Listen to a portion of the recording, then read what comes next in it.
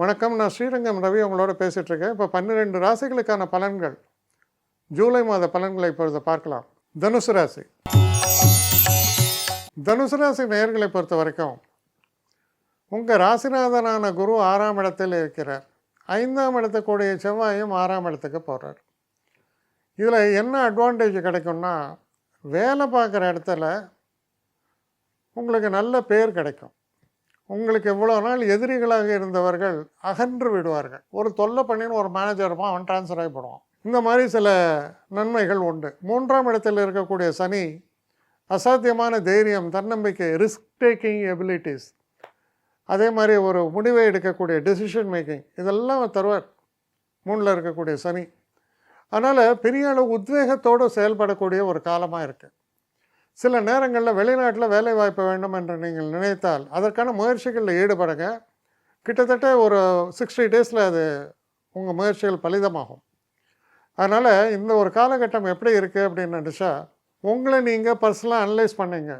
நான் எங்கே கரெக்டாக இருக்கேன், எங்கே தப்பாக போகிறேன், எது என்னுடைய வீக்னஸ், எது என்னுடைய ஸ்ட்ரென்த்து, இதெல்லாம் கொஞ்சம் அனலைஸ் பண்ணுங்கள்.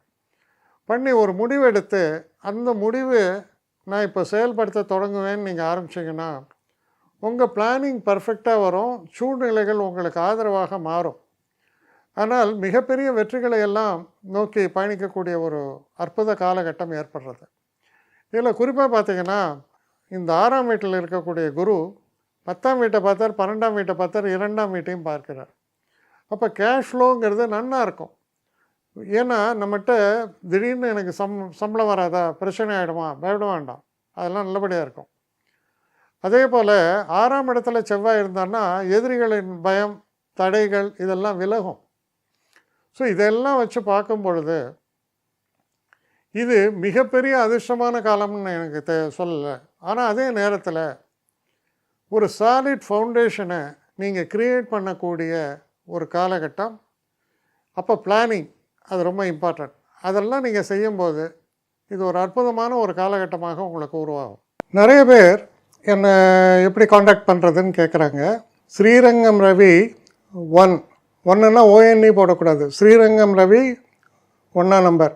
ஸோ ஸ்ரீரங்கம் ரவி 1@gmail.com இந்த அட்ரஸ்க்கு எனக்கு என்ன மெயில் அனுப்பணுமோ உங்களுடைய குவரிஸ் அனுப்புங்க. ஆனால் இதில் முக்கியமான ஒரு விஷயம் என்னென்னா, இந்த குவரிஸ் ஒன்லி ஃபார் அப்பாயின்மெண்ட்ஸுக்கான கட்டணமும் உண்டு. உங்களுடைய பிரச்சனைகளில் நான் கவனமாக பார்த்து உங்களுக்கு நான் இது பண்ணுறேன், பேசுகிறேன் உங்களோட. ஆனால் எல்லாமே டெலிஃபோன் மூலமான ஒரு டிஸ்கஷன்ஸாக தான் இருக்கும். ஆனால் இதில் முக்கியமான ஒரு விஷயம், அவசியம் உள்ளவர்கள் மட்டும் இதை உபயோகப்படுத்திங்க. வணக்கம்.